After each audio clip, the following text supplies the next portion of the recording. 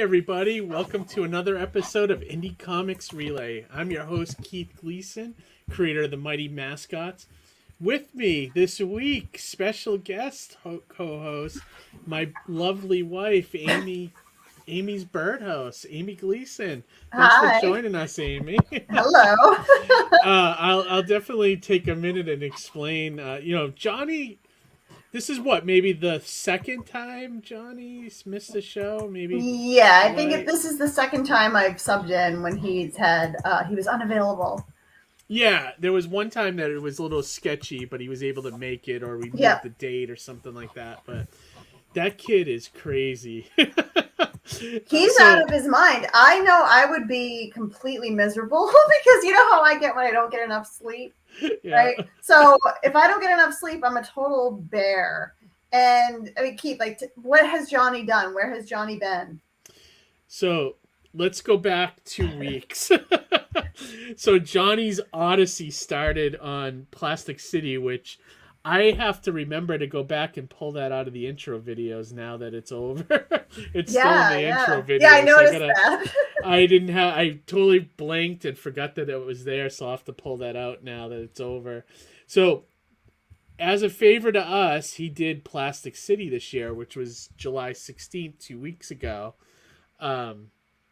So he did that show all day, and I believe either the next day or Monday, he got on a plane and went to San Diego Comic-Con, which was starting that Wednesday to Sunday. And then Johnny stayed in San Diego for most of this week. And then I believe he flew in to back home yesterday. And now he's at Terrificon setting up his table for Terrificon, which we'll be seeing him tomorrow when we go to Terrificon. But holy crap, that dude is nuts. That is nuts. I mean, it's not just the travel, it's the jet lag. You know, it's the different time zones. Jet lag, and then people don't realize that don't do conventions or just go to them as fans, but when you work a convention, it is a lot of work. It's work. Yep, it is work. You are physically exhausted at the end of a show. I mean, you just from talking to people all day, from running around, and if they, God forbid, they have concrete floors, that just saps the will out of you. Yeah, it's so much energy just to be on like that. It's work, and it's enjoyable, and like talking to people. I like to talk to people. But I'm not the type to get like super energized from it. So it takes energy. So after talking to people all day long, as much fun as I'm having, as much as I enjoy the fans, I'm just exhausted. I just want to. Well, the other thing that people don't take into consideration is that your schedule's thrown off, right? Yes. Normally, like on a work day, like you eat at certain times. Yep. And you have like snacks and this and that. When you're at a convention, I almost don't eat all day because I'm either too busy talking to people, and it's just a bunch of everything. And if you are eating, chances are it's nothing good for you. Yeah, it's not, probably my like a candy totally bar wrong. Or something, Yep. And so I mean, how much fried food do I normally eat? Maybe once a week I'll have some fries or something. But it's it's the whole weekend. You're like chicken fingers, fries, pizza, mozzarella Chinese sticks, food. Pizza. Right. And then come the end of the convention, you're like, why don't I feel good? Well, there you go.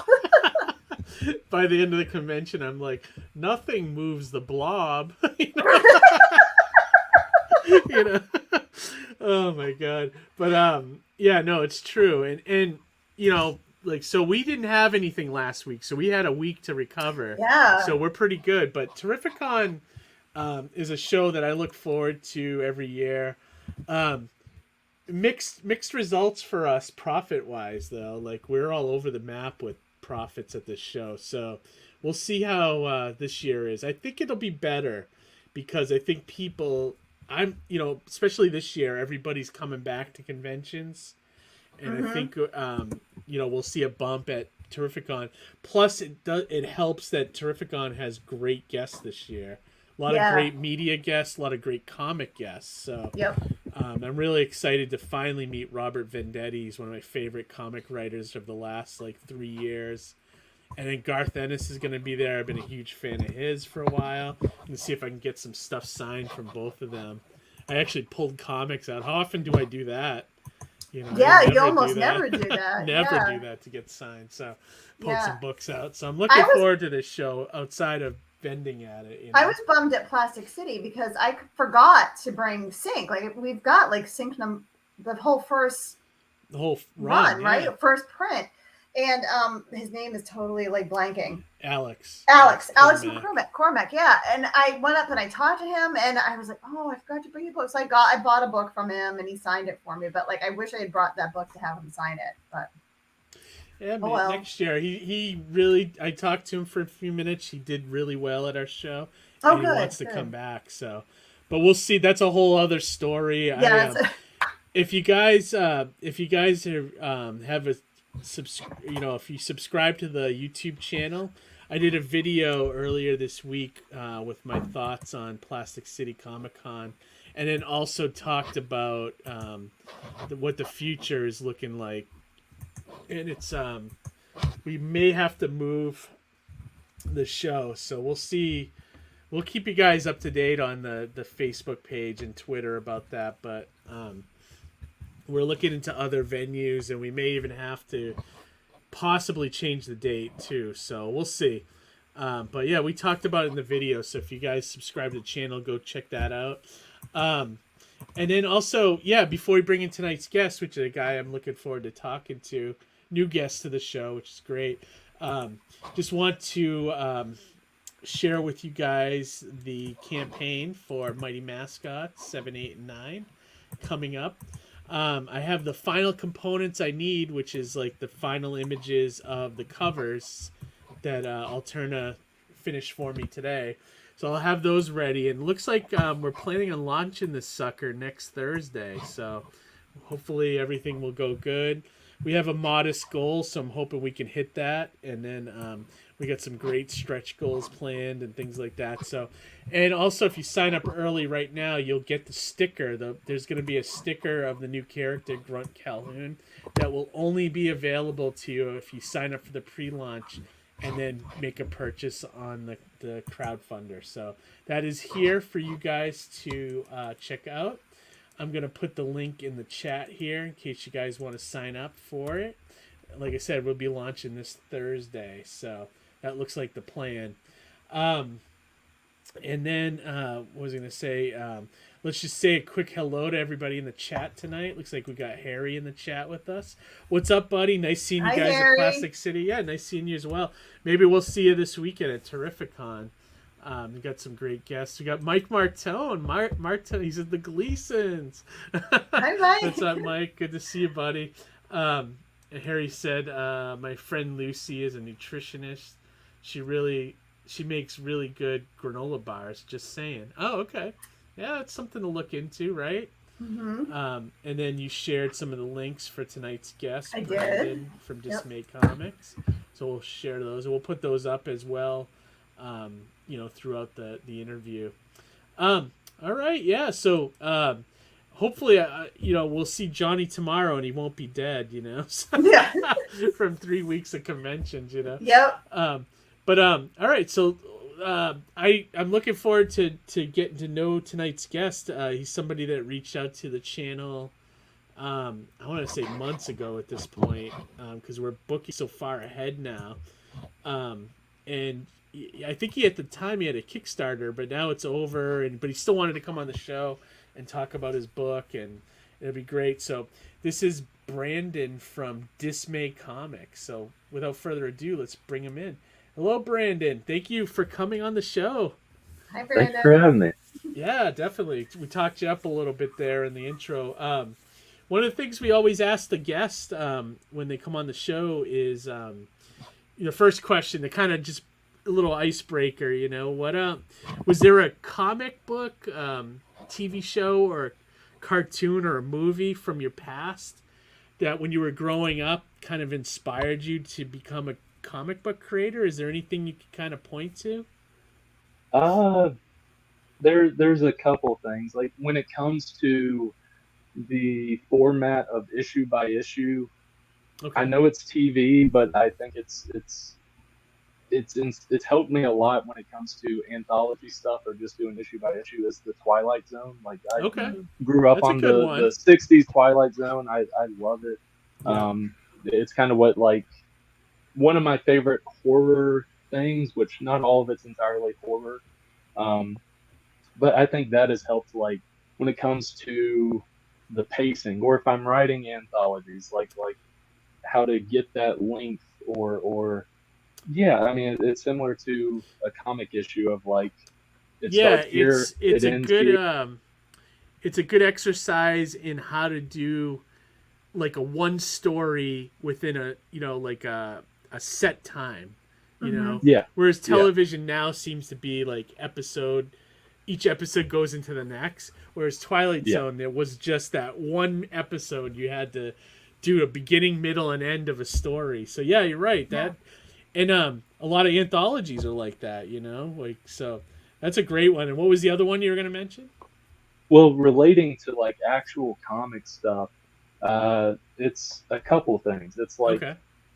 I really got into comics, like reading, like, month by month, or different stuff like that with DC's New 52, like various Oh, so you're kind of like books and runs and stuff. a newer comic fan. Yeah, I'm only 24, I was so gonna Are say, you like, really? Wow, you yeah, wow. Keith, he's a newer person than us. so New 52, for me, it was around, like, before high school. So Okay. so Well, it kind that's of helped cool get because me in like there. the whole point of the New 52 was to get new readers. So Yeah. I guess it worked. So what was Yeah. the first book that you actually checked out? Ultimately, it was Scott Snyder's Batman. Yeah, me too. That was That one was of the ultimately the main one. Yeah, it was that, and then there's a few other New 52 books I can't remember entirely. I remember getting into some weird ones, like Dial H for Hero and yeah. different stuff like that. Frankenstein, Agent of Yeah, Shade. yeah, Yeah. exactly. Yeah. Yeah, like, just bouncing around, and that's kind of what got me in that monthly routine of reading those books, as opposed to before just picking up whatever random book I saw at a comic shop. Like, I remember being real young, like 9 or 10, and asking my parents to just get me comic books for Christmas, and they did that. They gave me comic books for Christmas, but it was all like random dollar bin stuff. No, It Yeah. was the most random stuff. It was like a couple random issues of Robotech. These are the ones I'm remembering. Random issues of Robotech, Marvel comic called DP7. I Oh think it was like yeah, a yeah. team book that I don't even really remember. And none of these were number ones, by the way. So Yeah, as you're yeah, mentioning, right. they're You like just in the yeah. middle of random arcs and stuff. I still liked it though, but looking Yeah. back on it, it was like, It's I don't funny know if the I old could do Marvel that today. stuff though. It like the old Marvel stuff. Like Stan Lee was always about, you know, each issue could be somebody's first issue. So he used to Yeah, write comics in a way. They got it away yeah, from that, but they used to write yeah, comics in a way where even if you picked up issue 300 of Spider-Man, you could follow it, you know? exactly. They don't do that anymore. It's tougher now The with some of the newer books. with most of the big two books, usually what it is now is like, oh, a new team started the book, so this is a good starting point, or like a new big arc started, so this is a Yeah. good point. But Yeah. yeah, there's never, like what you're saying, just random issue you can pick up and get right into it, and be okay with that. Yeah, and I think a lot of it too is the modern day, you know, collector mentality as well. Is like Yeah, yeah, it's hard for you to want to start at issue 5 when it's like, can I track down 1, 2, 3, and 4? You know, so exactly. it's like you try to figure out that angle, you know, and yeah, it's weird. It's like they kind of pushed us in that direction now, you know, I have but a that's question. cool. Yeah, go ahead. Amy. The like the big two, do they still do, like, remember the old comics? It would show, Spider-Man doing something or whatever, and then in the bottom it would say, like, look back to issue number blah blah blah. Editor's notes. They Editor's don't notes. do Yeah. editor's notes no more. Yeah, it's Yeah. Yeah, I surprising. know they need I wish to. they did that. Yeah. Yeah, I The, wish they did what? that too because sometimes you want to go back and see, what happened in those issues. Yeah, because I don't really read. I mostly read indie stuff or like smaller imprints. So I hadn't really thought about it, but I remember that from like the older books. Those editor's notes were really helpful. And yeah, current day, I just pick up trades. I don't pick up those floppies. I pick up like indie floppies or Kickstarter floppies. That's usually what I'm picking up. But yeah, nowadays they don't do editor's note. The closest thing they do now is like the first page is like a little synopsis of what just happened. Yeah. And they don't do thought balloons anymore either. Usually, no, don't do that anymore. It's usually in a caption box now or something. Yeah. Couple of trends they've gotten away from. But I wish they would go back to that stuff. I love that stuff. It makes it like you're reading a comic, an old school comic, I don't know. So that's interesting to me that you came up with the new 52, and that was the whole idea of that line, was to like launch and get new readers to check it out. But then they messed it up within a couple of years, and they had to do the rebirth and like I don't know. It's just a mess now. New 52, I think, is 50-50. I think 50% of it is pretty good stuff. The other 50% is okay, or it just doesn't fit into this world at all. Because what they were trying to do with New 52 is kind of like a little bit of a reset button on the whole thing. Yeah. But some books didn't want to do that. They just were like, they picked up it felt weird in the 52 thing. And I would read some and I was like, did I miss like an issue here because they didn't explain something? And and it's not. It was just that they never explained it, or it was in some other book, it felt weird, like some of the stuff there. But I agree with you. The ones that stood out were Scott Snyder's Batman, and then there was a couple other ones that Jeff Lemire did that were really good, and there was a handful that were really good that kind of will stand the test of time, I think. Yeah. So how did you? Almost anything Jeff Lemire does, I think, is either decent or really good. He's one of my favorite he's very writers. Entertaining creator, definitely.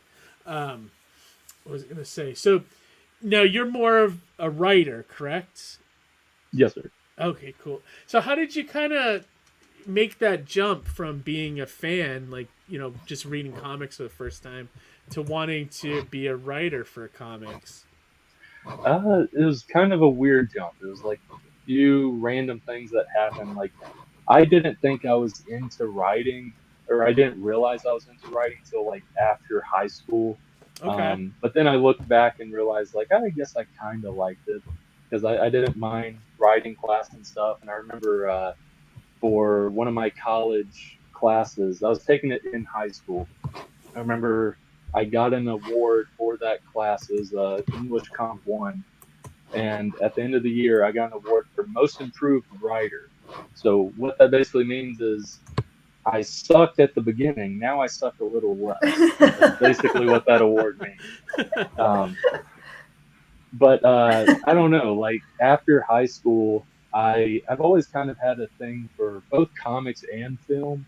It was kind of film before. And so I started writing like short stories and stuff, and then like diving deep into writing screenplays and format and all that stuff of screenplay writing, like watching dozens, if not hundreds of hours on like just screenplay writers, like giving advice and stuff. Like, there's YouTube channels like Film Courage that have stuff like that. Yeah. And I got into screenplay writing, like feature length as well as short films and stuff. And then I was entering some contests and different stuff. Didn't really pan out. I won like a couple small ones. Ultimately, the ones I wanted to win, I got feedback. They would give feedback, and some of them were a little harsh, kind of understandable. Goes with the territory. But the good ones, yes, they said like, you need to work on this, but they gave me the constructive criticism. That's what I want. I wanted to see, okay, if I'm not that good at it, show me why. Explain my faults so that I can improve on them. And those really helped me. And from there, I was at, it wasn't even a convention, it was like some other thing. And I met, I think his name's Jim Kruger. He Oh wrote yeah, he did uh, Earth X and Earth X and what's Justice, I think, with Alex Ross. Justice. Yeah, Yeah, yep. Worked with Alex yeah. Ross a lot. Yep.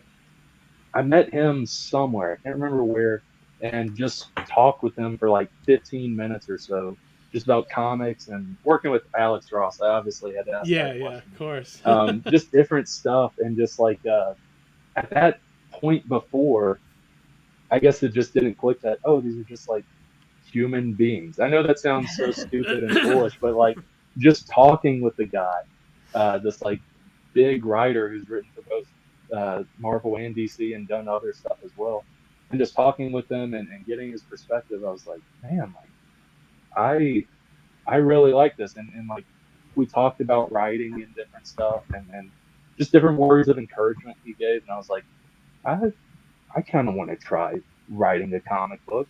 Oh, so And that's so, kind of cool. So Jim Kruger kind of inspired you to try a comic book? yeah, yeah. In that like brief 15-minute conversation that we had, like it gave me inspiration. I was like, I want to try this because some of these scripts that I'm writing when it comes to movies or whatever, it's like, some of these can never get made. Like even if I had a a decent team or a budget or whatever, it's like some of these have like insane scenes that's like going to cost too much. Whereas when it comes to a comic, the sky's the limit. Right. Yeah. There isn't that big VFX budget or whatever it is. It's Yeah. You don't literally the need page rate, and Tom the Cruise artist can attached just to the script. exactly, yeah. The artist can just go all out, and that's kind of what got me into writing comics. And it was first like horror comics I was doing, like I was mentioning with the Twilight Zone. I got inspired to write some anthology horror stuff, which eventually I'll release that stuff. I'll have like a Kickstarter for that Have you stuff joined like sometime. anthologies? Have you like because there's a ton of them out there that if you know you got to catch them when they're happening, but there's always anthologies looking for submissions and things like that. Have you done anything like that? I had an artist friend who has worked with me on a couple different stuff, and they had mentioned one that would be interested, but I kind of wanted to just kind of do my own thing with it, like my Gotcha. own structure and stuff with the book. Get Not better to at say making comics. well, not to say I am against it. I do want to like work with other books, work with like other teams or whatever it may be. But the thing I have in my head, I want to. There's a specific way I want to do it. The structure of this story, then this story, then this story, that sort of thing. Gotcha. Um, that's kind of how I've thought about it. Plus, like I have a specific way I want the covers to look and the back covers to look and stuff. That's not to say there's other stuff I don't have written down or anything that I wouldn't mind doing stuff like with a team or with a different publisher or whatever. It's just stuff Gotcha. like the Gallows Man or Dismay Avenue. I feel like such a narcissist having this behind me. I need to take it down. Is That's the that one of cover your? of Let me the take a look. first issue.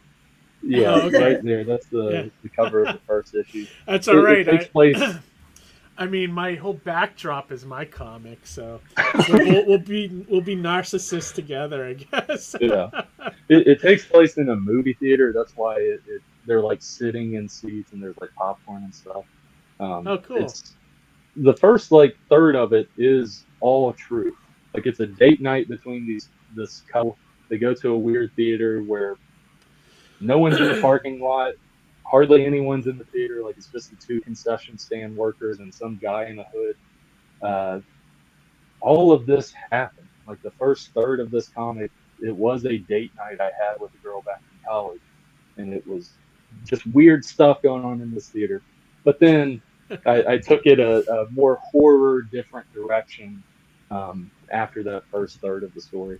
Was there a weird guy in a hood in the theater? A hoodie. Like a hoodie. But A hoodie. Oh, okay. Had it like very far down where you can't really see his face. It was just like in the lobby, like standing off to the corner. It was just so weird. Like because it's the two teenage concession stand girls, and then just him like in the distance in the lobby, standing in the corner of the lobby. Just so weird. And with the theater, there's no one in the parking lot. It's a huge parking lot in the big theater. No one in the parking lot. And it was kind of like weird to get to. It wasn't on like a main road or anything. So the whole time we were thinking like something's going to happen to us. And then we get in the actual auditorium where our movie is. And like a Chevrolet ad starts playing. And it's just the Chevy logo. And it says something, I can't remember. And it's playing this like 5 or 10-second piano loop. Well, the ad and piano loop like continue for like almost 5 minutes. So it was very weird to where we were just jokingly saying to each other, like, I think Chevy's trying to like brainwash us to like buying a Chevy or something. Like something's going on. Something's up with this piano loop. I think it's like brainwashing us. Yeah. Huh. Oh, weird. But it goes down like that route. But that's good inspiration for horror. Yeah.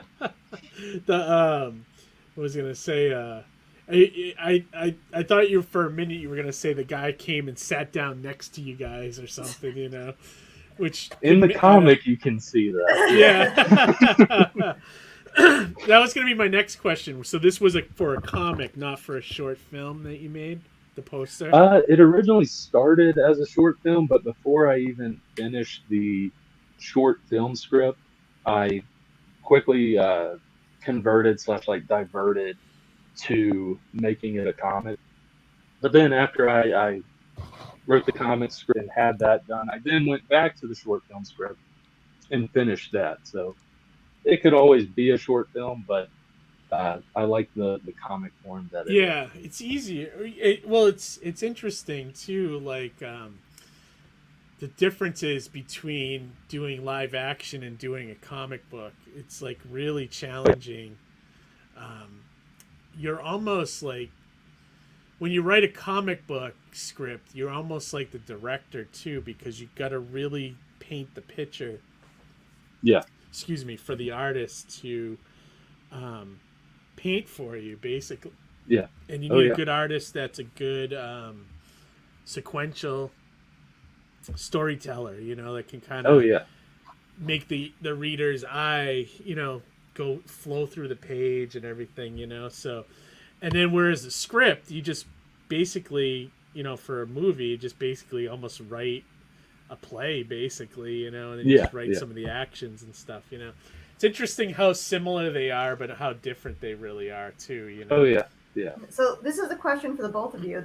So when you write your scripts for your comics, do you write it as if it's a screenplay? Do you write it like, or Brandon, since you've written screenplays, do you write it the same way? Honestly, it helps me to start it off as a screenplay to like get it the fastest out of my head, just because I've started off writing screenplays. If I want the idea just there and action and all that stuff there, I started out as a screenplay, and then I add like on a side document like various notes to it for the artist.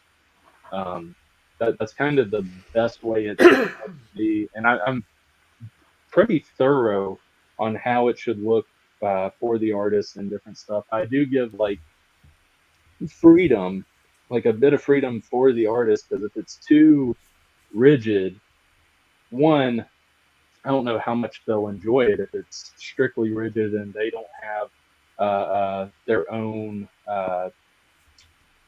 not spin on it, but own creative freedom on what exactly that creative freedom that needs to be there for that team, because it's a relationship, it's a friendship, and that's ultimately how I see it, and I want them to enjoy doing it. They obviously get paid for every page they do, but I want it to just feel simply like the day-to-day. Got to do want another them to page. kind of be invested in it too. Exactly. Yeah. And it's tough too, because you don't want to be like, paint me a cityscape, you know.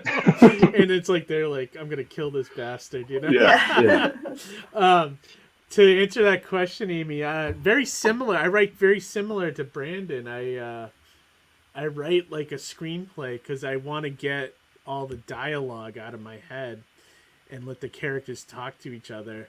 And then I go back and worry about the format. Like I kind of write the same script like maybe 3 times, which is kind of counterproductive, but it's just the way my brain works with when I'm writing material. Like I rather just throw the action and throw the dialogue out there, and then I go back and figure out how each page should be after the fact and how you break it down, because you don't want a scene starting in the middle of a page, you know, things like that, you know. So but yeah, I kind of, it's like stream of consciousness at first, and then, you know, I don't recommend it to people.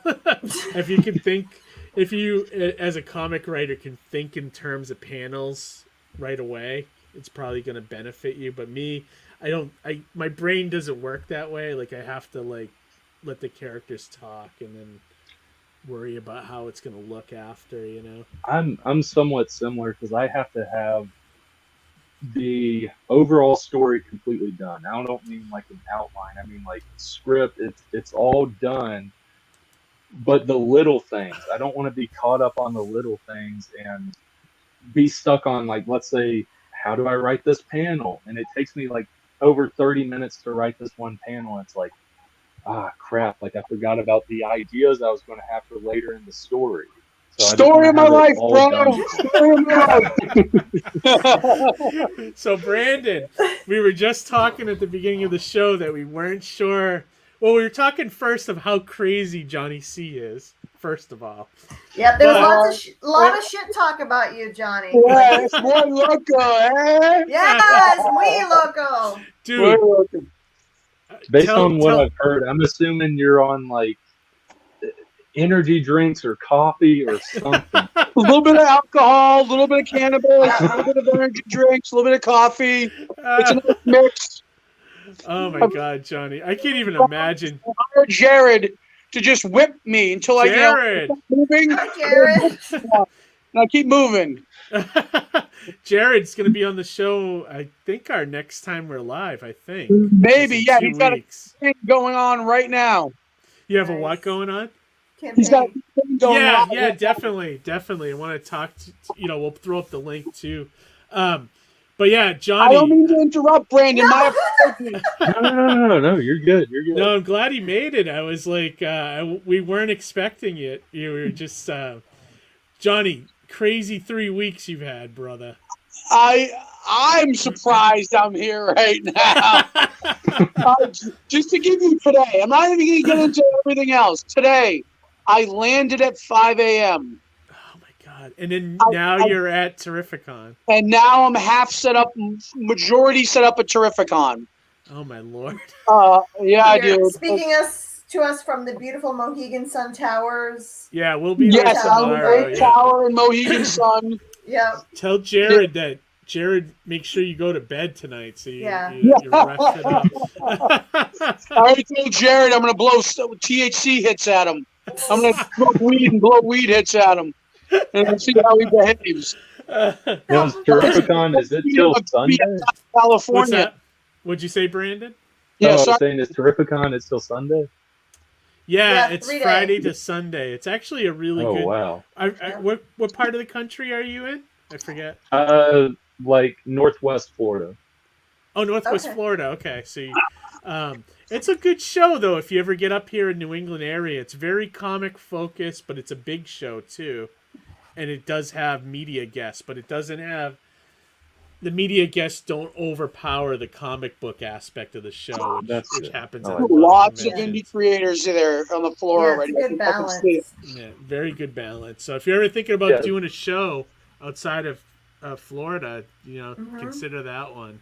I would say skip Boston Fan Expo, skip Rhode Island, Terrificon. I'm shocked at how many people are still so proactive and gung ho on Fan Expo shows. Like, unless you're an indie label, forget about Fan Expo. They don't know how to manage shit for shit if you're an indie guy. For smaller indie guys, it's not. Yeah, don't do it. Go to Wicked instead. You'll make your money back at Wicked. You won't make your money back at Fan Expo. Adam Warlock, thanks for joining us. He said Johnny is a road warrior. Yes. Yeah, he definitely is. I bought Master Blaster for gasoline earlier. Dude, how much is gas in California right now? It's fucking ridiculous is what it is. I dropped over $100 to fill the rental car before I brought it back. Gosh. I think I paid like $5.80 a gallon, but right next to the airport, it's like $6.30. Holy. Yeah, wow. It's no joke. And I know I posted, I said I sold out of my exclusives in the coffee, but San Diego was one of the ugliest, worst years I've ever had, ever. It was as far as what, like for every one thing that went right, two things went wrong. You know what I mean? Oh God, you're gonna have to tell me about it. Yeah, some of it's offline stuff. Some of it's just like, it's the show wasn't the full number that they say it was. You know what I mean? Gotcha. So and just as just a postscript on that, on Thursday, I made only $30. Ow. $30 at Comic-Con on a single day. And I'm in C section. I'm right underneath the independent publishing banner. So, I mean, I have a little bit more of an advantage, I'd say. And it was rough. It was a rough show. Wow. Yeah, but the other days made up for it, though, you said, right?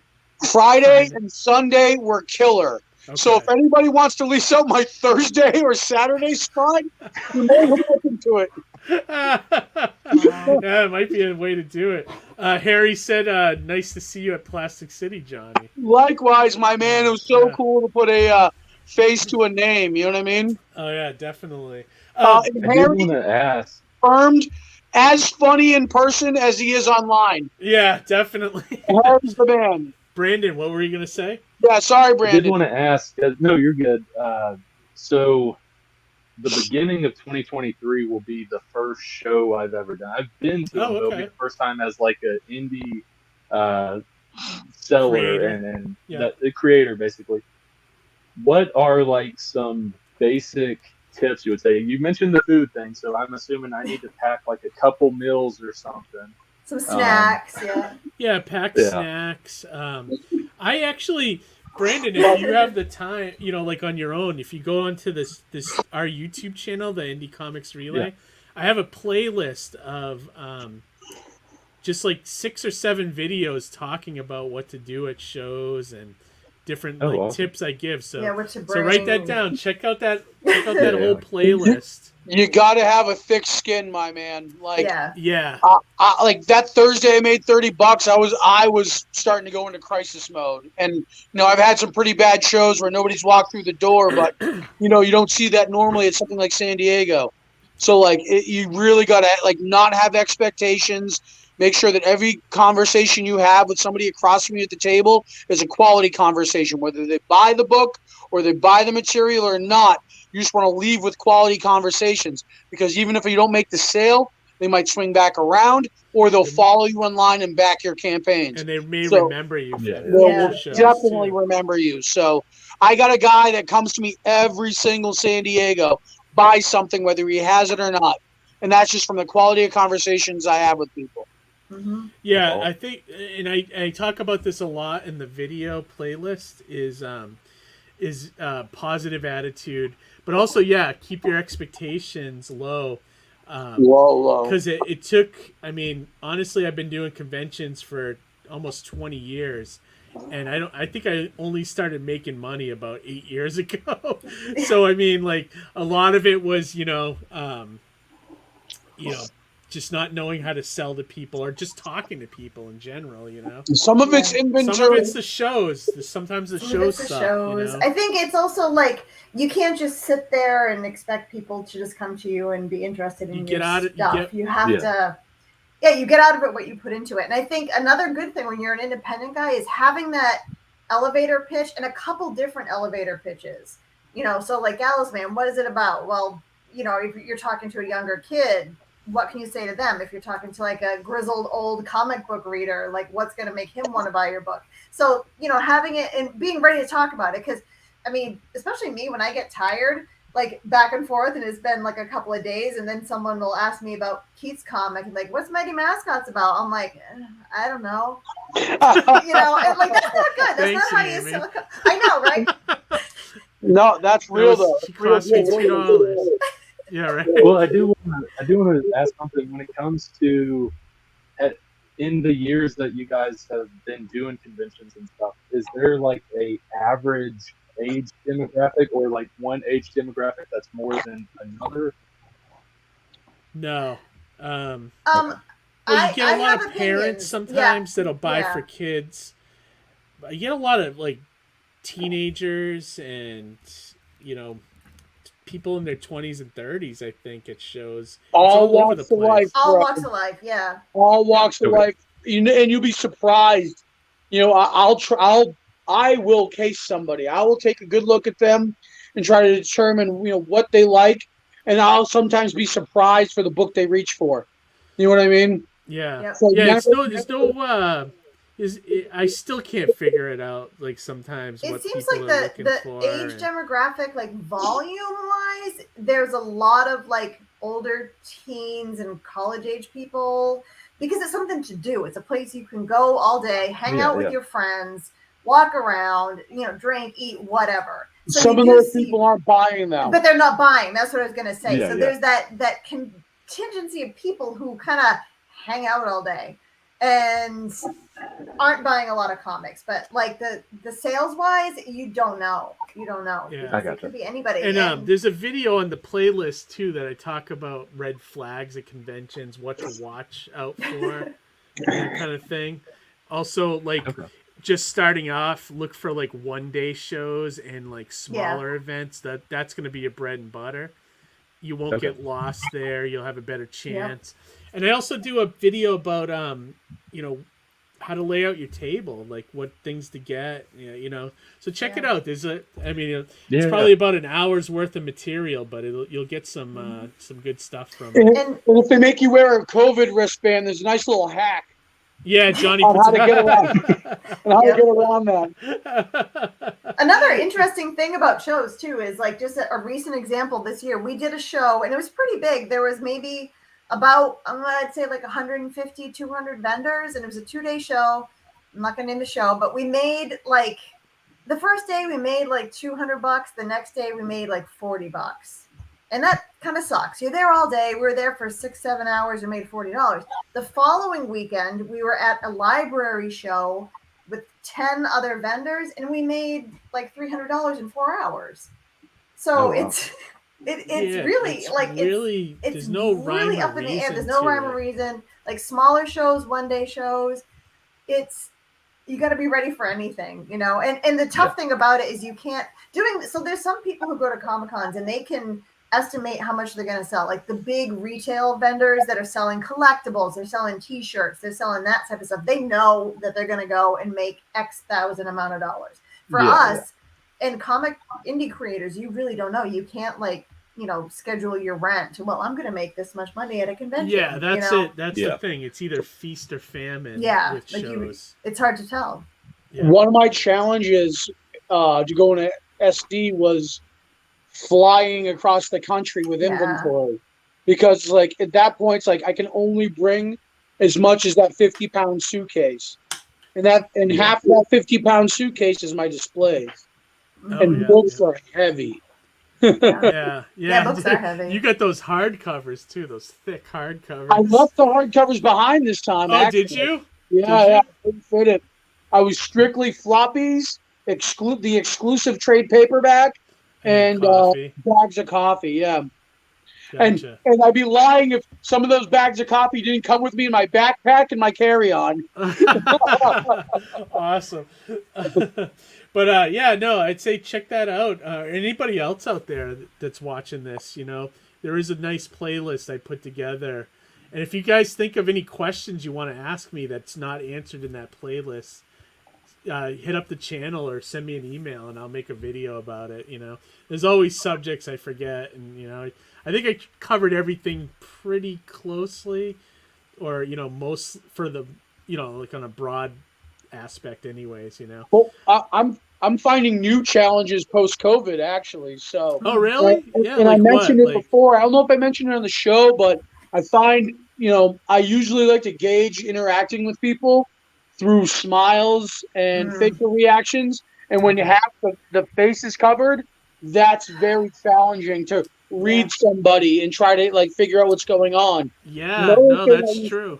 Yeah, another thing I used to do, and I've always said, put the book in their hand, right? Okay. And some people are still receptive to that, but a lot of people actually this time around, and just with COVID in mind, didn't want to touch the object. You know what I mean? So I found that to be a little bit peculiar. So I went in there with two of my tactics that I had to kind of rework. You know what I mean? The other thing with masks too, Johnny, I can imagine is your voice is muffled, right? And you're in this loud convention, and you're like, "Hey, my book is about," and they're like, "Oh yeah," and they walk away. They didn't hear a word you said. What's that? Lucky. I'm a human megaphone. My voice will project. The people in the next room over can hear the show right now. but that is something I haven't thought about. I'm sorry, Brandon. What'd you say? No, I was saying that is something I haven't thought about though, because a lot of dialogue and talking, yes, you can hear the person, but you'd be surprised at how much of your understanding comes from also looking at their lips and reading their lips. And all those shows are loud, so it's it's hard. And then God forbid it's like Joe St. Pierre with double masks. It's like oh my god. And Joe's kind of soft spoken anyway, so that's a double. He is. It's like so it's tough. There's a Daniel Lizak. He's on the floor here at no, I'm sorry, not Daniel Lizak. Daniel Calban. He's here on the floor at Terrificon. Sweet kid at New York Comic Con last year. He had a mask on. He's kind of soft spoken. So I'd be leaning over the table going, "What? What you say?" You know what I mean? Yeah, that's stuff I hadn't thought of, Johnny. Because last year I didn't do many shows. It was only a handful, but I think you did a lot though. I did a lot only because the slots were open. People weren't stepping in, so it gave me opportunities to be in Artist Alley at New York and C2E2, things like that. I got rejected from every show I did last year, almost every show I did last year.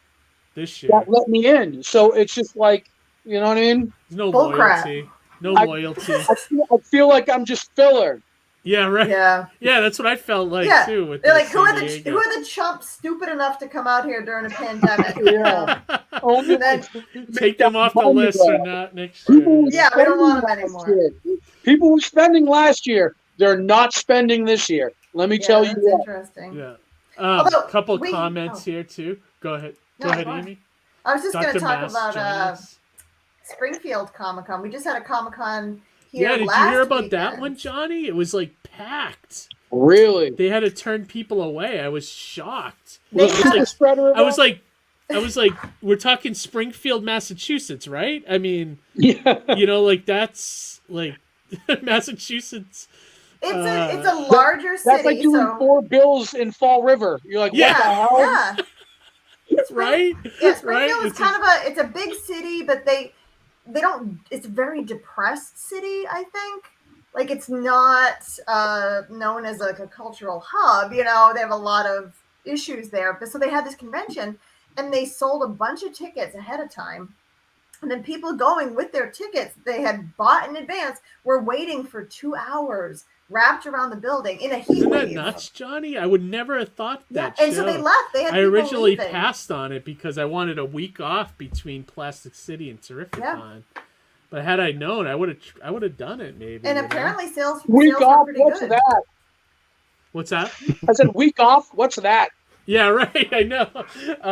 Dr. Mass says some people think I'm crazy with the amount of time I spend talking to creators. That is my favorite part of a con. Yeah.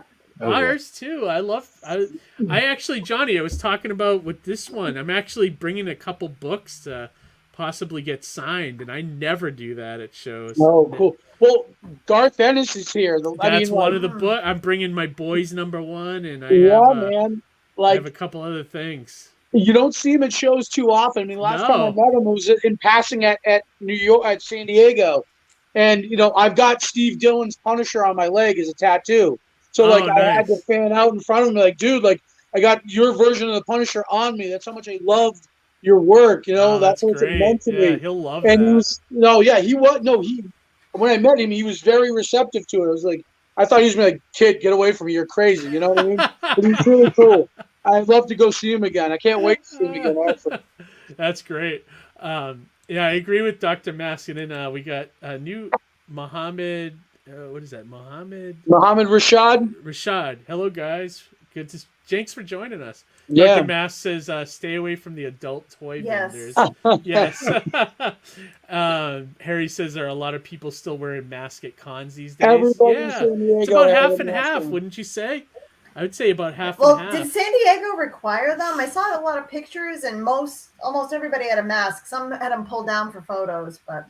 So everybody had a mask. So when you were at setup before the show opened, nobody wore a mask.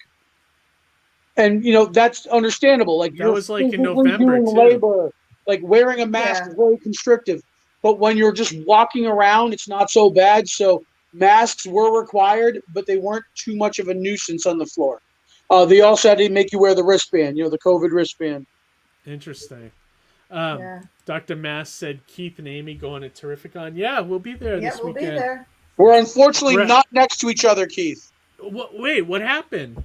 We're like 3 down or something. What happened there? It's Red 5 Toys muscled in, I guess. I don't know. So they're where you were supposed to be? Oh my lord! Did they get there before you and just take the spot? No, they were starting to set up. We were starting to set up, and then they came by and they contested it. And then I go, well, look, I got an email from Mitch saying I should be next to Keith, but I'm advertised as 122. Okay. And so there was just a confusion and some mix-up. But because Mitch wasn't there and the guy was going by the books, he put me in 122, which was not next to you. I know. So Brandon's not aware of any of this stuff. No, I'm glad I'm hearing this. Like all of this is starting for me early 2023, so I'd like to hear. This is like the behind the scenes drama. Run away, Brandon. Run away. So sorry, Brandon. It's kind of like when you find out like how the sausage is made. It's one of those types of things. Don't figure out how they film TV shows. You'll change TV watching for you forever. Yeah, right. Yeah. Harry asked if there was a basketball Hall of Fame event that day at Springfield. That's funny. Yeah. And Dr. Mask said California is for insane people. Amen. Amen to Dr. Mask. Dr. Mask, I've never been in an environment where I feel so out of place as I do in California. Oh, yeah. We did too when we were there in November. I was like, who builds a highway where the slow lane dumps out into the fast lane? Who does this? Who does this? California. DPW. Anyways, I don't want to take away from Brandon. Yeah. I feel like we're papering all over this. Well, he's been enjoying the convention talk. He's getting his ideas. What's your big convention where you are, Brandon? You said you've been to them. So, that's the thing is like for me, the good big ones are like over 3 hours away. They're usually like Dragon Con or something. Dragon Con's in Atlanta. It's about 4.5, 5 hours away. I'm thinking about that one. The one that I did sign up for. Isn't there MegaCon? Is that one in Florida? MegaCon? That's a big MegaCon's in Orlando. Yeah. It's in Orlando. The one that I did sign up for so far that I am kind of regretting now is Fan Expo New Orleans. Okay. It might be okay. I would say get a refund on that table as soon as possible.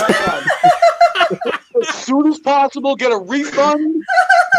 Go to a different shop. Yeah, there's that one, and then there actually is a local one to me. I live near Pensacola, and it's maybe 40 minutes from me. They have a convention called Pensacon, and it's a fairly big show. It's not like huge. Like usually the whole weekend, they look at like 20 to 30,000 people, which is pretty good. They haven't done the application thing yet. Like 2023 applications aren't on their website yet. I'm just every week just looking so I can apply, because that's the one I really do want to do since it's close. Do you have any horror material in your work? Yes. So I highly recommend Spooky Empire. They're going to be in Orlando, Florida this year. Okay. You did that one before, right, Johnny? Yeah. So Marnie is actually a part of the creator track. So I'm a guest at that show this year, and I did it in 2019. It was actually on my 39th birthday weekend. I was at that show as a guest. What time of year is it, Johnny? October. It's explicitly around Halloween usually. Is it this October or next October? Yes. No, there's going to be one this October as well. Oh, okay. Yeah, maybe it's not too late to get into that one. Try that one out. Yeah. As a matter of fact, Brandon, message me or email me offline. I can maybe put you in touch with somebody. Okay, awesome. Yeah, thank you. Cool, man.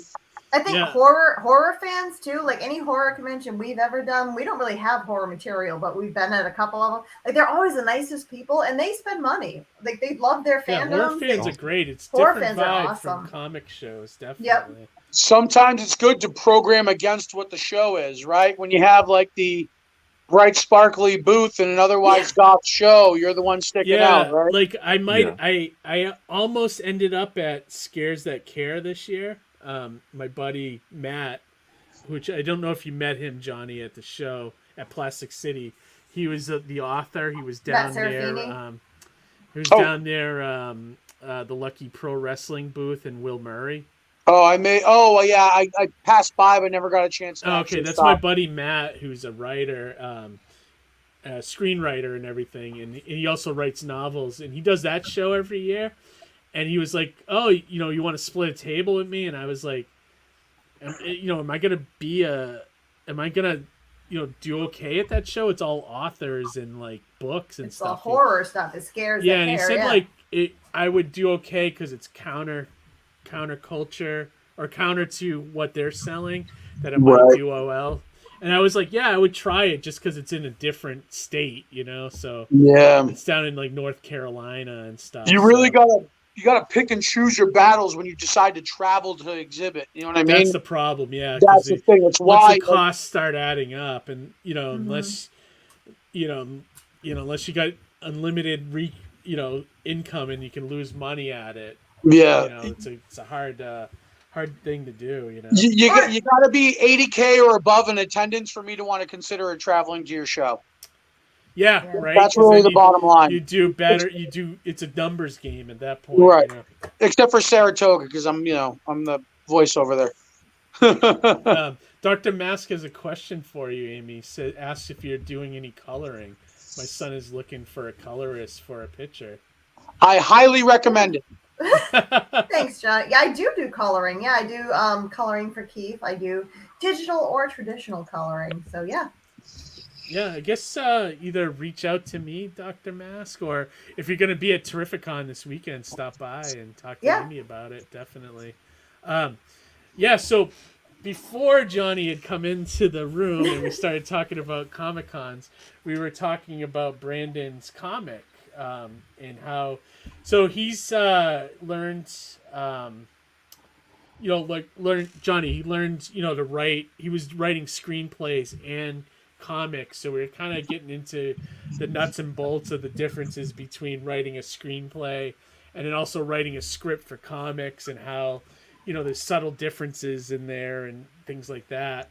Big differences, actually, if you really break it down. When I first started, I started doing the same thing. I was writing for video and for film and for actors, and actors speaking against each other. And when you start picking up comics, you have to start really thinking about writing to the page and to the page turn and to becoming a director. Basically, you got to tell an artist everything, So it's like a different.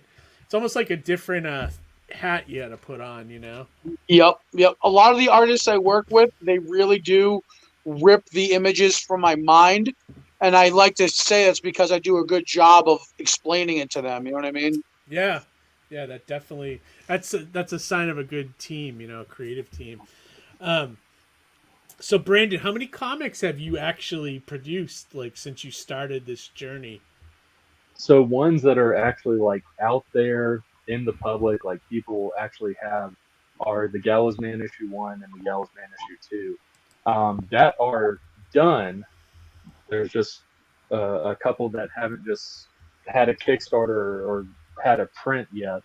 Is Dismay Avenue #1, which is Dismay Avenue is a horror anthology series.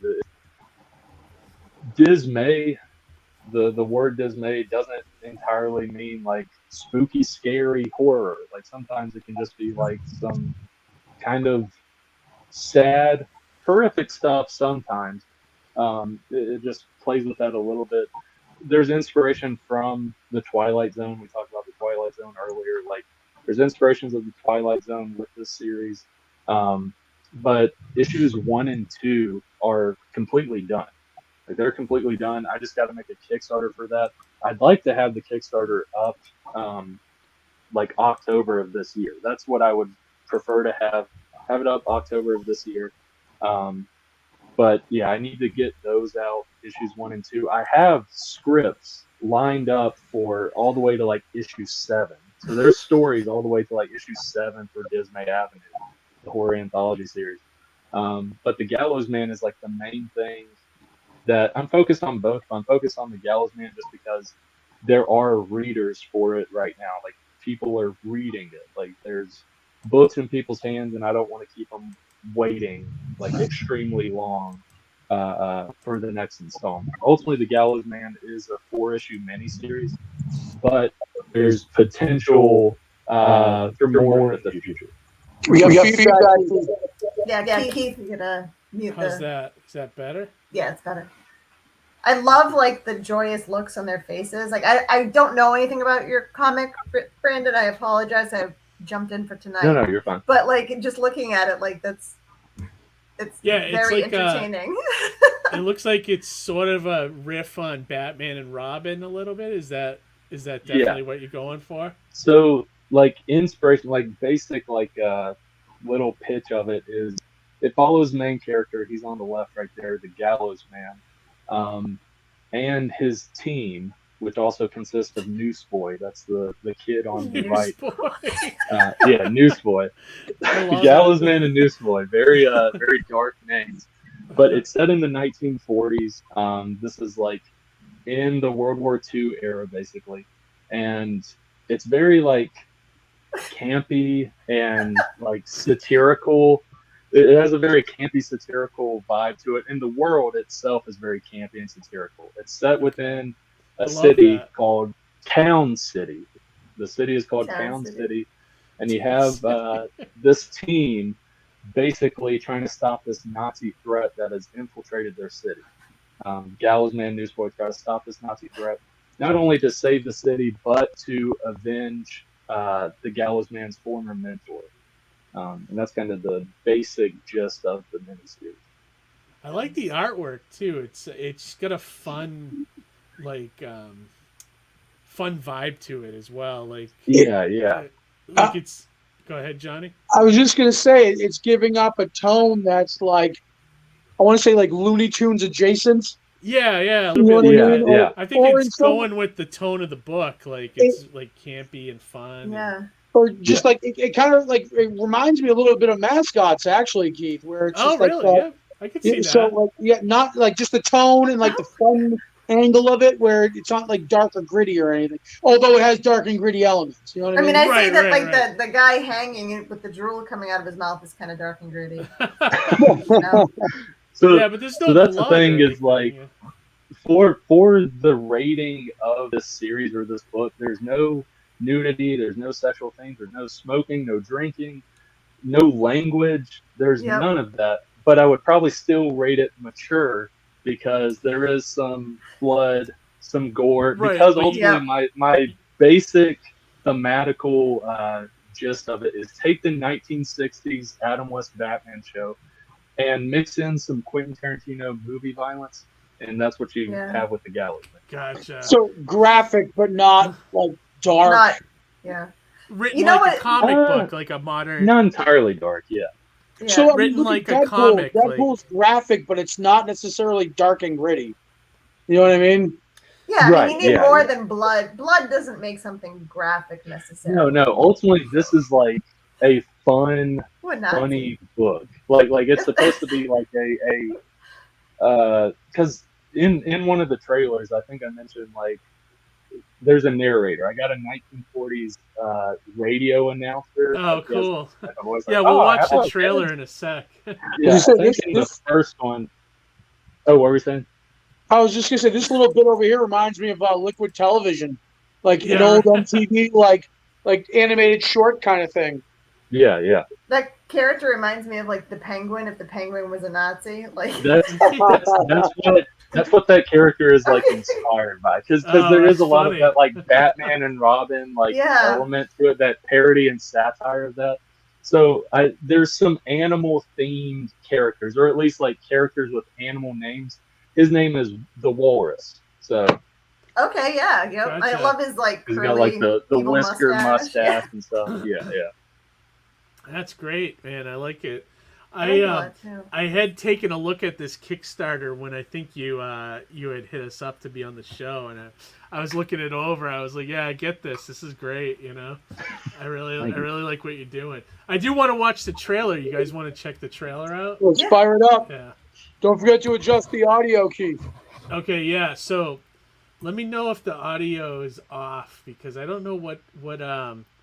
Also, this trailer is somewhat of a sequel to the first trailer, but you're still able to watch this one and independently. Should I bring up the first Kickstarter then? It's you. You don't have. Yeah, let's watch the whole thing. What's the better trailer, the first one or this one? I like both of them, honestly.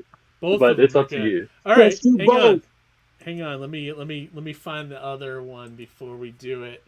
I got you, Brandon. We're doing both. Thank you. The only reason I mention it is like I know I shouldn't put as much time and effort within like making these Kickstarter trailers, but like I don't know, with anything I make, even these little tiny trailers that are like 2 minutes long, I like it to be the best it can be for this. Well, you have like that cinematic. You have that cinematic flair too, so it's almost like its own piece of art within my head, at least. Even though like less than 100 people watch it, I still really gotcha. Well, before we watch it, let's look at this page real quick. The original Kickstarter. So this is the original. Awesome issue. cover. Oh, I love this. Oh, one go too. go to the critics thing real quick. He says, "Hold on, go up." Go back up is what I mean. Go back up. Okay. Real quick. Oh, right there. Join the movement. Okay, so at the time, I didn't have actual critics read this because this was the first issue. The second trailer, or the second Kickstarter, I had actual critics review it. This one I didn't have any, so those are it. So, well, I can say it as a comic by Grant Morrison, not that one. And boy, do I feel sorry for whoever had to raise this so-called writer. The writer's mom. That one. I love this. This artist is very Scotty Young. Very young. Rick Alves is that artist's name.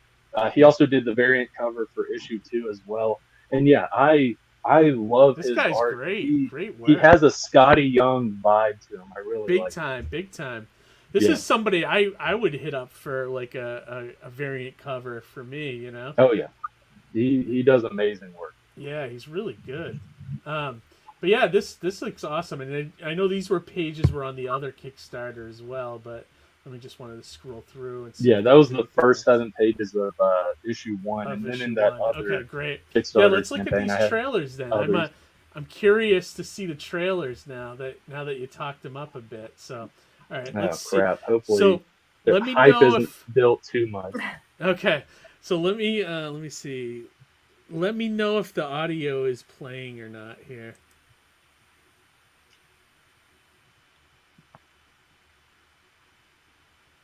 I'm getting nothing. Let me see. Nothing yet.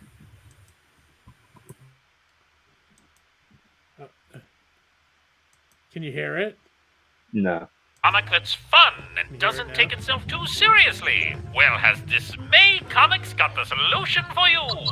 Introducing the Gallows Man!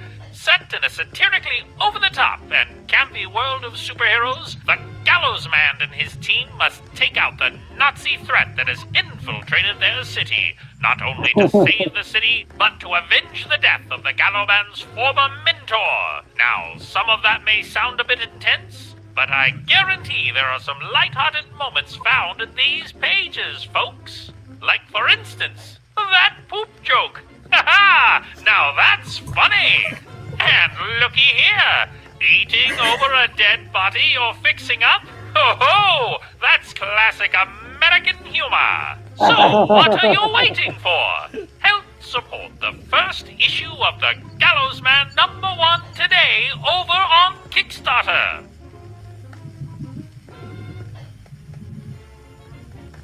I'm waiting!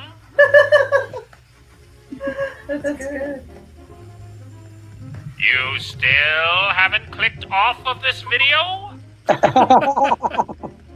That's funny. I know you think there's more here, but there's really not.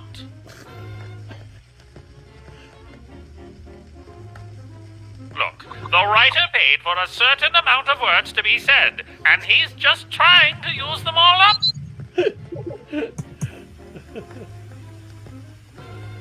I am a little girly girl. Have you called your mother this week? You got it, dude. I kicked a duck for fun in the park this morning. I'm seeing colors I haven't seen since that wild DMT trip in the deserts of Nevada. What are you talking about, Willis? Meow. Moo mow. I am a cow. That's great, Brandon. Yeah, that's awesome. That is awesome. I think that trailer complements the comic so well, like with the humor. Yeah. Awesome. All right, so let's check out the double feature. We're gonna check out the second one here. All right.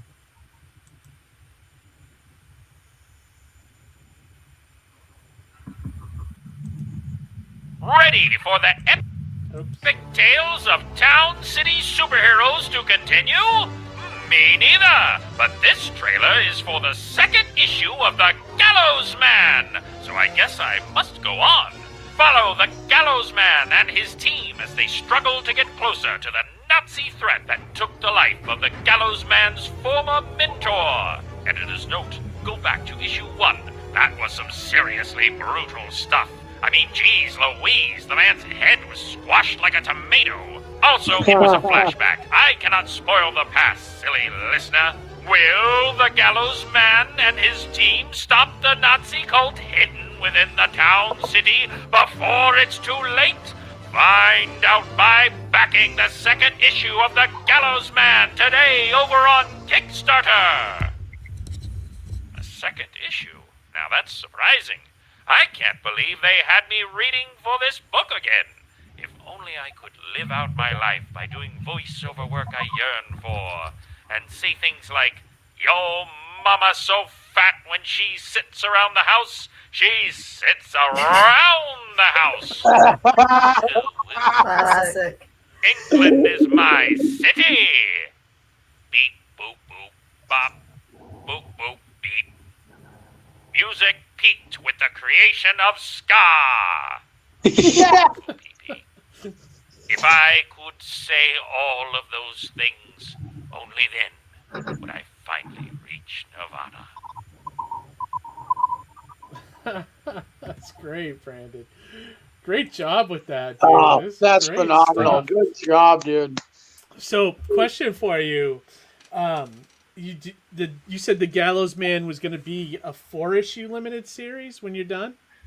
Yeah, it's going to be 4 issues in total. So as of right now, it's halfway done in terms of like what people can read right now. Like the script and stuff. Like we're working on issue 3 right now in terms of art. The story's completely done. The art for issue 3 is like halfway done, or like halfway done with the art for issue 3. And then issue 4 will be the conclusion of that. But 4 issues, but each issue is like over 48 pages long. So you're getting like double-sized issues.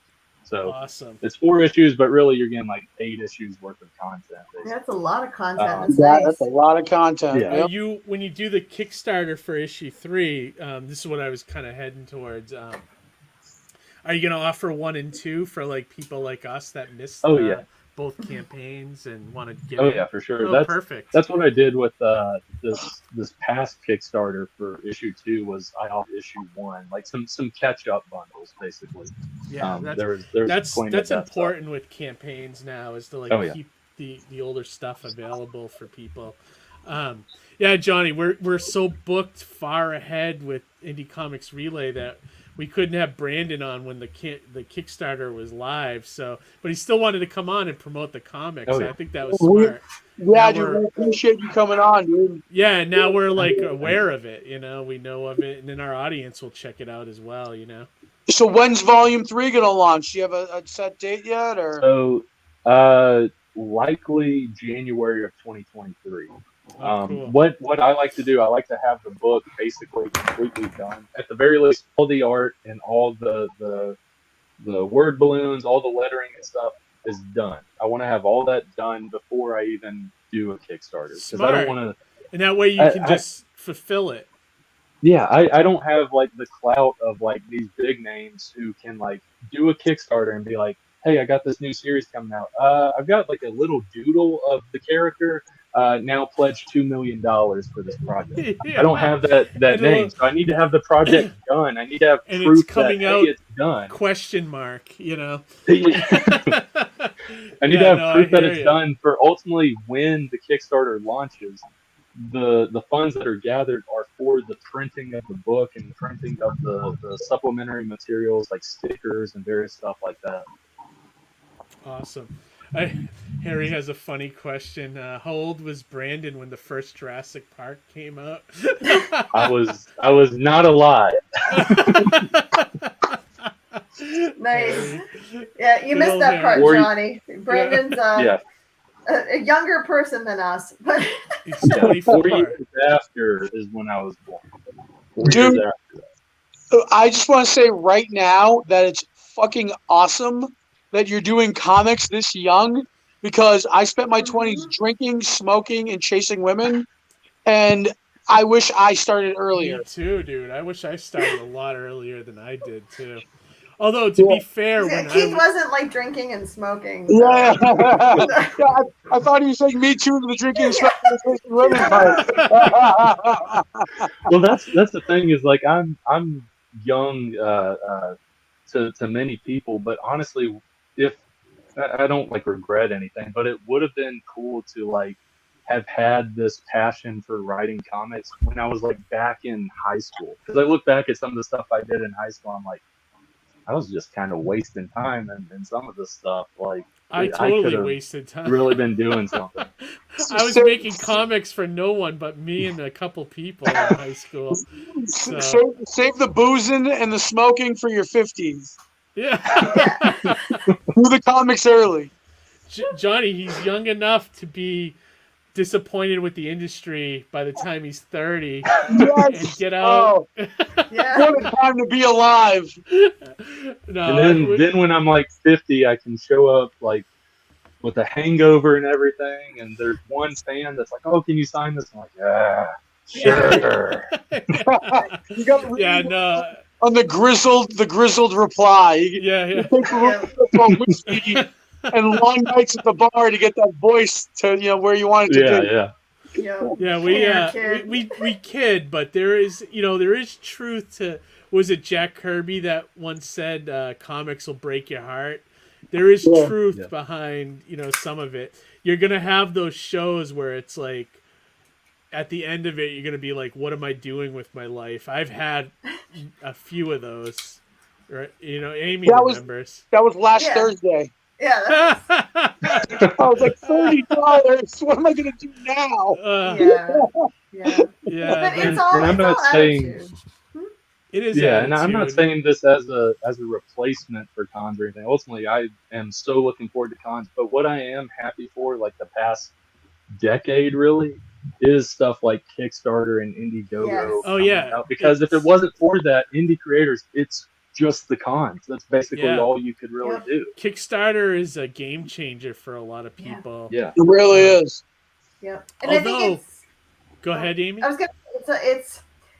It's like a catch-22 because now literally anybody can put out a project and say, you know, back me, and anybody can get their artwork out there. Like Instagram, I just followed you on Instagram. Like anybody can put their artwork up on Instagram, so everybody has access to that playing field.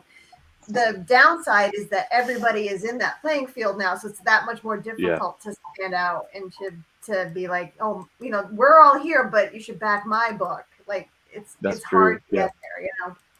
Yeah, it's like it's never been easier and harder to, at the same time, to do stuff. She's totally correct. And I was gonna say, I lost my train of thought. This also happens when you're late in your. Yep. I was just thinking about older creators. So we were talking about, you know, like creators in their 50s and stuff, like grizzled and stuff. There's so many older creators who are just like so energetic and still have so much love, like for comics. You know, even Neil Adams, who recently like passed away. I saw him at so many shows, and like he was always like, "Hey, how's it going?" He was like, just had a positive kind of spirit. And I was just thinking of Neil Adams. Like he would not say hi to anybody, you know. Right. Yeah. He was seemed like a nice guy. I didn't really know him, but I saw him enough times, and he always was like, "Hey, how's it going?" No, it's true. There's a lot of people that older than us too that love being at cons, Jim Steranko, making comics. I think the thing we're trying to say is you're gonna love it.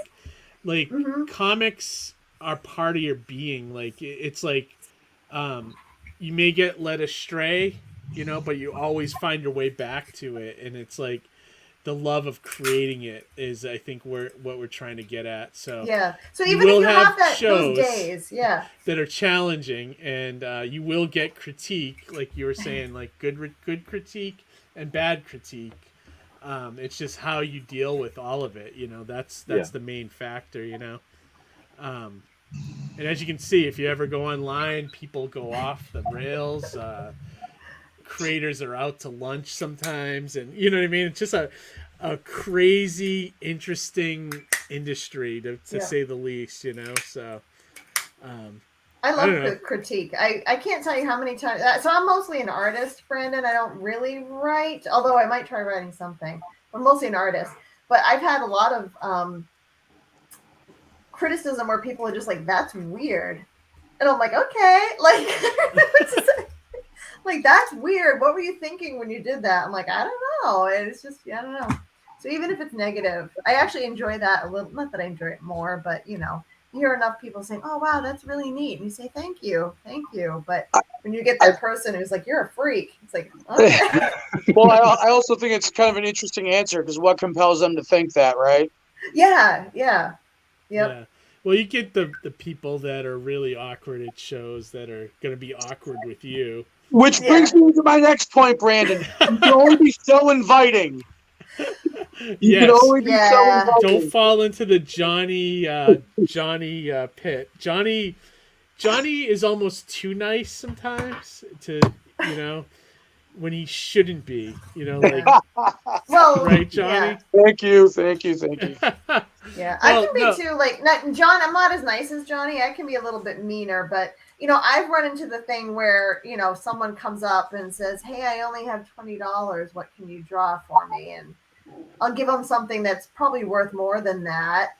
And, you know, then they come back again because I gave them a deal. And it's like, can you draw this now? I'm like, oh, okay. And, you know. Yeah, I know who she's talking about. You just got hanger-oners that aren't, you know, they might not just, you know, like it's just, you'll notice it, you'll see it.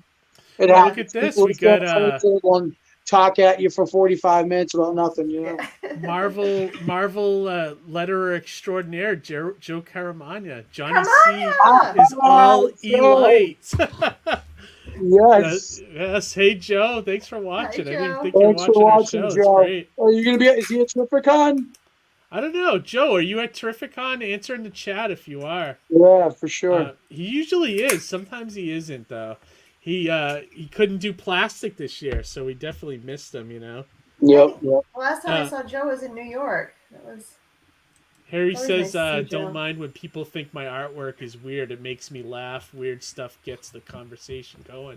Yeah, that's another great point, actually. Yeah. And Adam Warlock says it's not weird; it's avant-garde. That's a good. Yeah, that's actually great. That is a good comeback. I'll have to start remembering that. I'm easily befuddled. Just tell them they don't understand your brilliance. You don't understand. Like, just reply in an accent. Yeah. Oh, you think it is very weird? Yeah. And then they speak French to me, and I'll be like screwed. Awesome. So we're closing in on the 90-minute mark, which is crazy. I can't believe we've been talking that long. I'm surprised I'm still conscious right now. I know. I know. Brandon, so tell us. So I imagine you already said coming in January or early next year is issue 3 of the Gallows Man, right?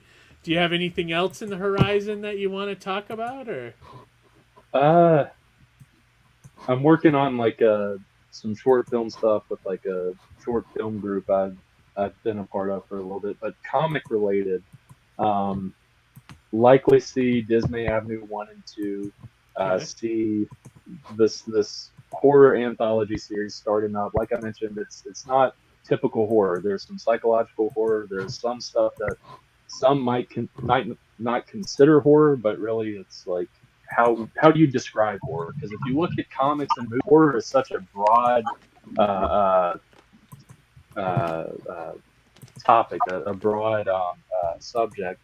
So it dives into various different horror and stuff. So issues 1 and 2 of that will come out hopefully in October on Kickstarter. Gallows Man issue 3 should come out around January of 2023. I should also mention, if you get into the Gallows Man and you're like, oh no, 4 issues, or maybe you're like, oh, thank God, there's only 4 issues. I don't know. It's up to you to decide. But if you're looking for more after that, there is potential for a sequel mini-series after it. Now, I will say, I won't give too much away. It's going a very weird and different direction. I recently started thinking about it and started writing it. It'll likely be another like 4-issue miniseries. That will likely happen.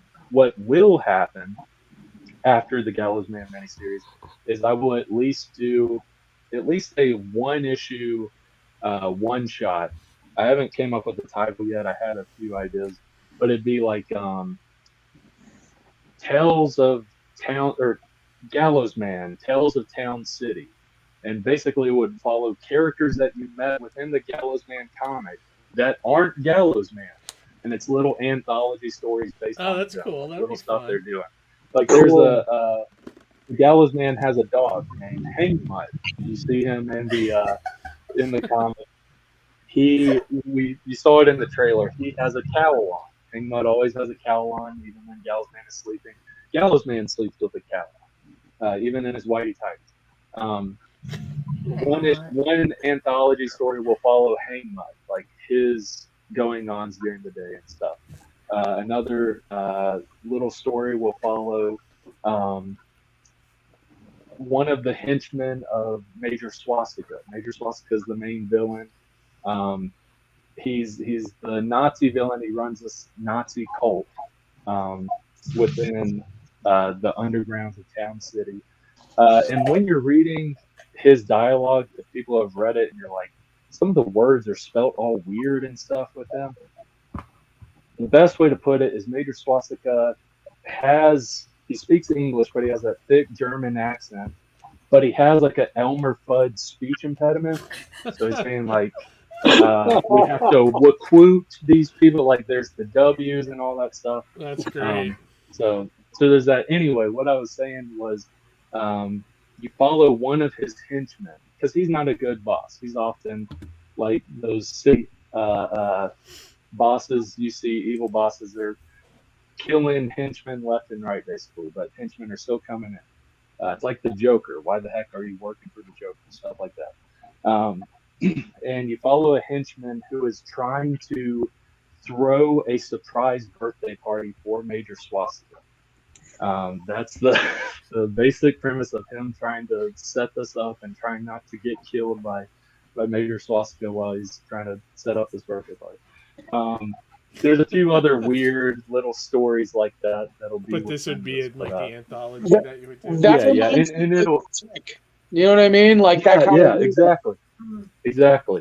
Yeah, Awesome. and like that would be pretty much the same size as a Gallows Man issue. It would be double size, something like that. So I have a technical question about Kickstarter. Yeah. So does Kickstarter have like signups, like pre-signups? They usually do. It's probably too Okay. early for Brandon to have the third one. Where will you be posting that? Like, so when you On have the signups, will you post it on Instagram or on Facebook? I'll post it on Instagram, Facebook. I'll post it on like updates on Kickstarter and stuff like that.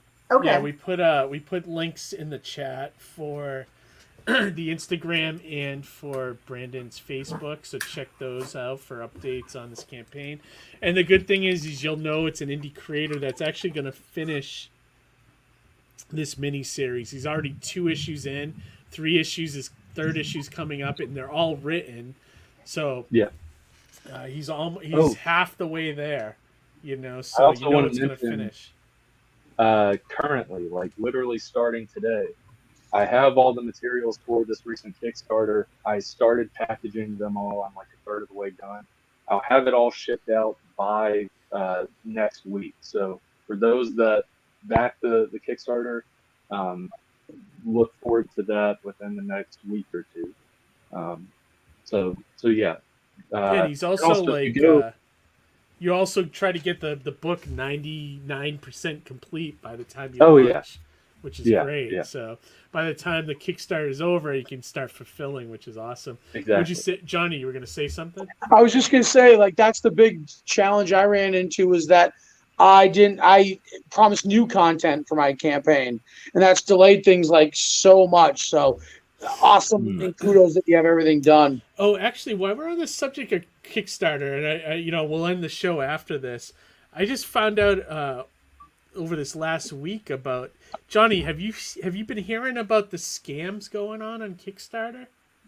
Well, I've seen a couple go down, but I don't know if there's like news. So by all means, please fill me in. So it sounds like Kickstarter. There's like, I don't know if it's where it's coming from. It's definitely somewhere overseas somewhere, but they're going to Indiegogo, taking Indiegogo campaigns, like all the images, the perks, and this and all that. All the text, everything. All the text, and starting a Kickstarter with it. Wow. And then they pump it up with fake funds just so that it actually funds. And it makes it look like this Kickstarter is happening. And then, what I think the game is once the Kickstarter ends, whoever was stupid enough or just didn't know signs up for the Kickstarter, their funds will go to whoever this scam person is. Craziness. Well, the reason I found out about it was it happened to Pete. They tried to do King Cryptid over on Kickstarter. Wow. And it actually was up to $8,000. Wow. And it had 5 days left. And Kit and Pete went and finally got it shut down. But it's not the only one. There's like a handful of other, campaigns that this happened to, or scampaigns as Pete was calling it. But it's kind of scary. It's like, what's going on at Kickstarter? They're giving some pretty sensitive information. Like, why? There's got to be a better verification process put into place. Yeah, it's a little anybody scary. Anybody can just upload anything, right? It's weird that they aren't checking. Like, you think the basic thing they would check is to make sure that the person starting the campaign name is on the book somewhere. Yeah. Well, like, what's what I mean? wild is like when you hit because when you do a Kickstarter, you do all the information and stuff. Then you have to send it for review. During the review time, the person reviewing it over at Kickstarter should at the very least look up to see if it's anywhere else. Like, oh, I'm going to type this in. Oh, I just the very least do a little bit of like Yeah, the review process must be failing somehow. Yeah. Like something's going on. And checks and balances aren't being put into place. I mean, they should have some level. You know what's funny? Kickstarter will ask for a phone number of a backer, but they won't ask for a license verification for a campaign person. Very weird, right? Yeah. Isn't that weird? Yeah, so I just wanted to throw that out to anybody that hadn't heard about that, They want to second, think about your next campaign, whether you want to do Kickstarter or Indiegogo. I mean, it's something to think about. I think it's fine, but still, it kind of, your confidence is shook a little bit, But it's just going to hurt crowdfunding if that continues, One bad apple, you know what I mean? Yeah, so be careful of that, So if you guys look for that, for whatever, it's crazy how much that's going on. But yeah, so as we start to wrap up, I'll put up Brandon's Instagram here and his Facebook, so follow him on both of those. Johnny, what do you got going on this week? Anything you want to mention? First and foremost, I'm going to hand the phone off to Jared Brown so he can do a quick promo. Yeah, Jared, what's up, buddy? Hi, how are you? Good. You're coming on in 2 weeks. Is it 2 weeks? You'll be on the show. Yeah, about 2 weeks. Awesome. Yep. Awesome. Yep. And we'll have the Advent Dark Kickstarter 3 is running right now. It's awesome. You like aliens, you like a little bit of the occult, it's a little bit of mystery, that's everything out there. But all right, yes, search Advent Dark on Kickstarter. Number 3. Did you hit your goal yet? No, not yet. It's been a slow start. I got a bunch of people already messaged and everything, so I'm feeling pretty good about it. But where are you at percentage-wise? Like 30%? Yeah, well, about 15 right now. Oh, okay. And when did you launch? You launched this week, right? Yeah, I'm only like a couple days out. So okay, yeah. So you got time. Yeah. That's right. Good. Yeah, we'll try to push you. We'll try to push it too when you're on the show. Try to get some more backers for you. Yeah, certainly appreciate that. Awesome. Well, I'll see you this weekend. All right, man. Good to see you. Man. Awesome. Johnny, anything else you got going on? Just for me, I want to say thank you so much, Brandon, for coming on, taking the time, telling us about your project. I'm sorry it crashed in halfway through, but and don't let us boomers ruin comics for you. I know. No. But, no, we try to give you the realities, but also, And we're Gen X, man. We're Gen X. We're right. boomers. And check out my playlist, though. It'll help you out with some things, for sure. Definitely check that out. Johnny, go ahead. I was just going to say, everybody make sure you follow Brandon, follow Dismay Comics. And Brandon, I'm really looking forward to seeing you in the con circuit in the future. Awesome. Thank you. We have to get down to Florida. Yeah. I'm going to the Empire, so I don't know. Talk to me, bro. Maybe we'll make something happen. Sure, man. Yeah. And Amy, what do you got going on? Anything? This weekend I'm at Terrificon. I'm at the Mighty Mascots booth. I have a new Totoro inspired print. So I'm Love Totoro. Some of those. Yeah, it's really nice. It's a good one. Yeah, I'm ready to work. I'm hopefully going to get some sleep tonight. So this year we're commuting. We're not staying over down there. So it's about an hour and a half. Yeah, so it's ride. So this is what I was talking about too earlier, where it's like, we're budget conscious with this show this weekend, and we didn't want to stay at a hotel because anywhere you go is over $200 a night. It's near a casino, and it's a 90-minute ride, so it's like just enough to want to get a hotel. Jared's weeping over the hotel cost. Staying on site right now. Yeah, Jared, you just gotta treat it like a vacation because that's what you have to do. Yeah. He's like, vacation, what's that? Well, see, that's why we're traveling each day. I'd rather pay like $50 in gas than $400 in hotel fees. He sold a kidney to be here. So I have something else exciting to plug. It's part of our commute tomorrow. The Mighty Mascots Snap Soda has some new flavors. We're going to swing by Avery Sodas in the morning. We're going to have ice cold. What flavors, Keith? Kiwi? There's going to be no ice cold, unfortunately. Oh, okay. So we're going to have room temp. room temperature. But we got sarsaparilla, peach soda, Lime Ricky, and I forget the third. I thought you went with Kiwi. One. Wasn't it Kiwi something? It might be Kiwi. I don't remember what the fourth one was. Strawberry kiwi or something. Something like that. Yeah. Something like that. All 4 new flavors though. I'll bring a cooler. I'll bring a cooler with some ice, so we'll get them cooled off and chilled. We'll put a couple in there. Yeah, we'll put some in there for you. I'm gonna have a cooler with alcoholic beverages, so I'll match you one. Nice. Trade. Yeah, and I'll just reiterate what Amy and Johnny said. Come see all of us and Jared at Mohegan Sun Terrificon this weekend. It's gonna be 3 days of craziness. I'm really upset though that you're not next to us. I know. Me too, man. Believe me. That makes me a little angry, but we'll see. It's a little bit of a cluster, but it's okay. We'll make it through the weekend. But I was going to say, before anything, make sure you follow Brandon at Dismay Comics. That's the first and foremost thing everybody wants to do. Yep. But all right, yeah. So we're gonna end this episode of Indie Comics Relay. Anybody got any last words before we close out this episode? Be excellent to each other. Perfect. And party on, dude. Party on, dude. Yeah. All right, everybody. Have a great week, and we'll be back live in 2 weeks with Jared and another guest. I don't remember which, but we'll be back. And also, one last thing that I want to mention. Next Thursday, Mighty Mascots 789 goes live on Indiegogo. So do a launch party on Alterna's channel next Thursday. Nice. So it's going to be awesome. Excellent. All right, everybody. Have a great week and read some comics. All right, bye, everybody. Bye.